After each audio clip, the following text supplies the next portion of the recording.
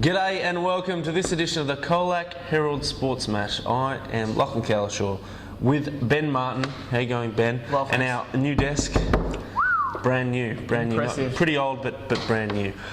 Let's get stuck into the football and the netball action now from the weekend. Very wet weekend, Ben. Let's get stuck in the footy. That's right. If you would have seen today's edition of the COLAC Herald, some pretty muddy scenes in COLAC District football at the weekend, but we'll kick it off with the Geelong Football League news now. COLAC Tigers remain in the finals hunt. A bit of a scare from Leopold, actually, but they think COLAC was leading by 1 point to three-quarter time, but Paul Lynch got his boys going and they stormed home with three unanswered goals in the last quarter to win 11-10-76 to 8-7-55 at Leopold Memorial Park.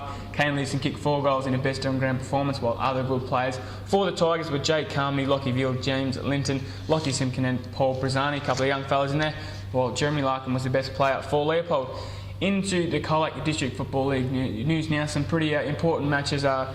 Western Eagles win against second place COLAC Imperial, secures their place in the finals. they sit fourth at the moment. They defeated the M6 339 to 4 9-33 at Irwillipi.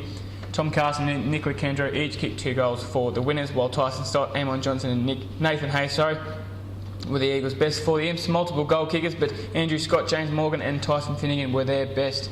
Lawn has dealt a bit of a blow to finals aspirant Birregurra, so Lawn won this one 5-10, 40 4-2, 26 at Birregurra Recreation Reserve. Another wet and muddy clash out at Birregurra. Louis Holman kicked 2 goals, Ryan Evans 2, Shay Turner, Steve Oliver and Emilio Graziani were the Dolphins' best. For Birregurra, they also had multiple goal kickers, but their best players were Jace Kelly, Mick Davis and young fella Josh Weatherhead. The next game now, Simpson has fought from behind. They've done this a few times this season. They had to fight from behind to defeat Illawarra Biak, who led at quarter time, but the Tigers stormed home to win 7-12, 54 to 5, 131 at Simpson Recreation Reserve. Nick Harding kicked 3 goals for the Tigers, while Jaden McVilly, Brock Neal and Chester Gardner, a couple of young fellas, were the best for Simpson. For Illawarra Biak, Benny Allen 2 goals, while Matt Dunn, Troy Keating and Chad Bell were the Bombers' best. Apollo Bay has continued its winning ways ahead of a big match against South COLAC this weekend. We'll talk more about that in a second, but Apollo Bay won against Forest 11-5, 71 to 6, 42 at Forest Recreation Reserve. Nick Casbolt led all scorers for the weekend with 4 goals for Apollo Bay, while Dean Sheets, Carl Boris McSparron and Jezza Ellis were their best for Forest. Al Burrell 2 goals, while Justin Bliss, the coach, Scott Ganger and Adam Wells were the Lions' best.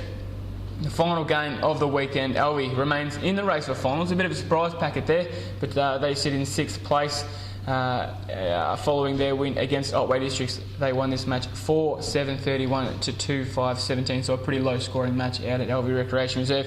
Spencer Williamson, the young fellow, kicked 2 goals for the Swans, while Andre De Lorenzo, Chris Hickey and Aidan Spencer, the Swans' best.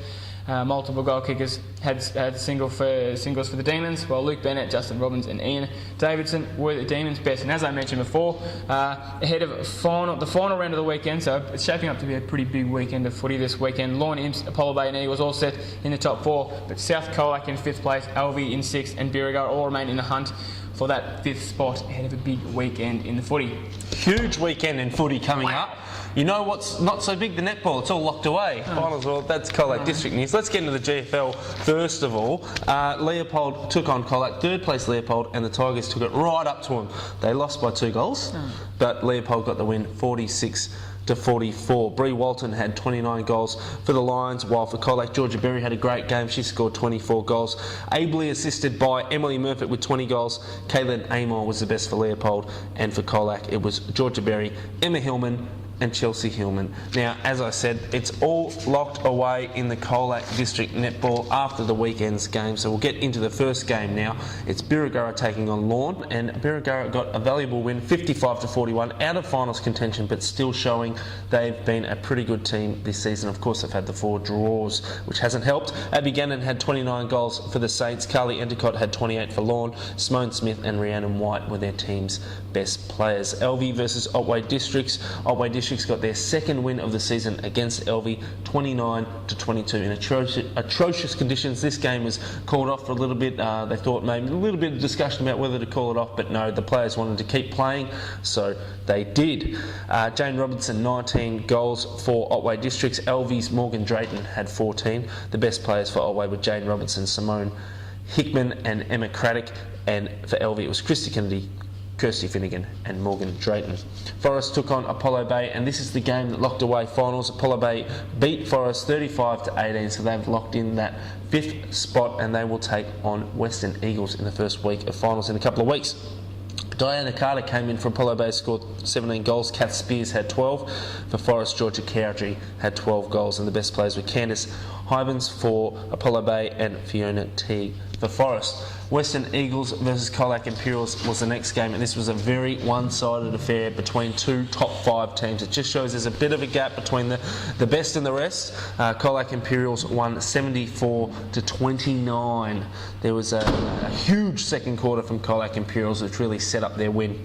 Rebecca Scott, 57 goals. Candy Robbins, 17. Sarah Anderson, 15 goals for the Eagles, while the best players were Rebecca Scott, Sarah Higgins and Robbins, and for the Eagles, Jenny Fish, Ebony Reid and Ellie Genua. Simpson versus Illawarra Beak is the final game that we have for you. Illawarra Beak got a very comfortable win, 51-29 against a young and tough Simpson.